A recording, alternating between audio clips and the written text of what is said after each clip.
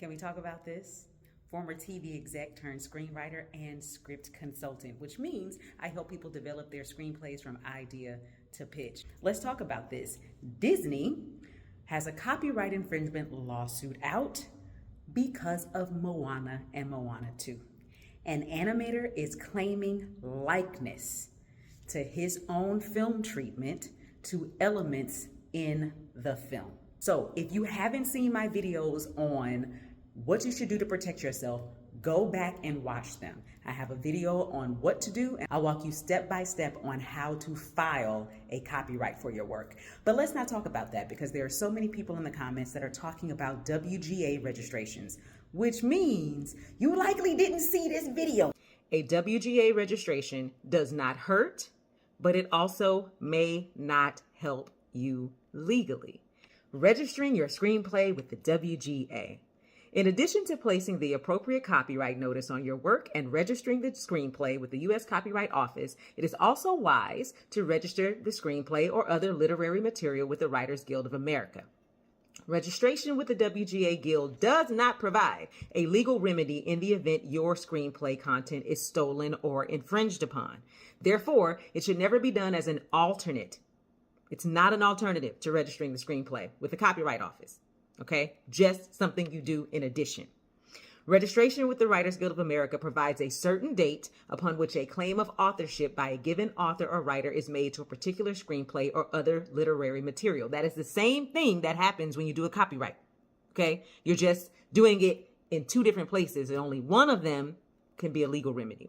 If a copyright infringement lawsuit is filed, the custodian of records of the Writers Guild of America may be subpoenaed to testify at the trial and produce documentation in order to prove the date that a certain screenplay or other literary property as registered existed, which is also what the copyright does, right? The copyright says on this day, with this piece of material, I made a copyright. I am the author. I am the owner. This is mine.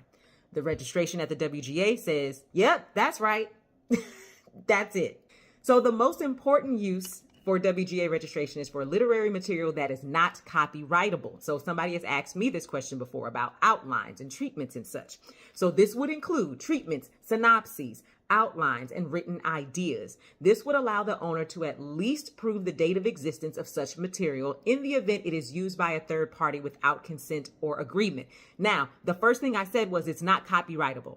So it still might not hold up in court. But if you're going to do some kind of arbitration on the outside or just between you and the third party, you'll be able to show, hey, I submitted this idea. I submitted this treatment, this outline, this synopsis to the WGA. I have a registration for it. Here's a date that proves that this existed with me, right? But the biggest thing that I want you to hear is being able to prove copyright infringement or plagiarism is about the execution of said idea, right? A treatment may go into it fully. An outline may go into it fully. And that's if you know how to properly write a treatment or an outline, right? But at the end of the day, if I give this same treatment to 3 different people, I guarantee you I'm going to get 3 different scripts. Guarantee. Right? And if they're smart enough, they'll change the names and they'll change a couple of locations. And now all of a sudden, it's not the same story. That's why you want to copyright the screenplay, not the idea, not the treatment, not the synopsis. But it is good to know that if you just want a record that this is an idea that you have, send it over to the WGA for a registration. It's only $20 for non-members, and you'll have something that can do it. Be a stamp of this is the day that this thing belonged to me. If you are at the place where you are ready to send your script out, you need to get some professional feedback first. Click the link in the bio to submit your screenplay to the professional pen, and we will give you page-by-page notes so that you can elevate your story and you can execute the thing that you are intending to execute before you send it out. All right? Happy writing. The professional pen.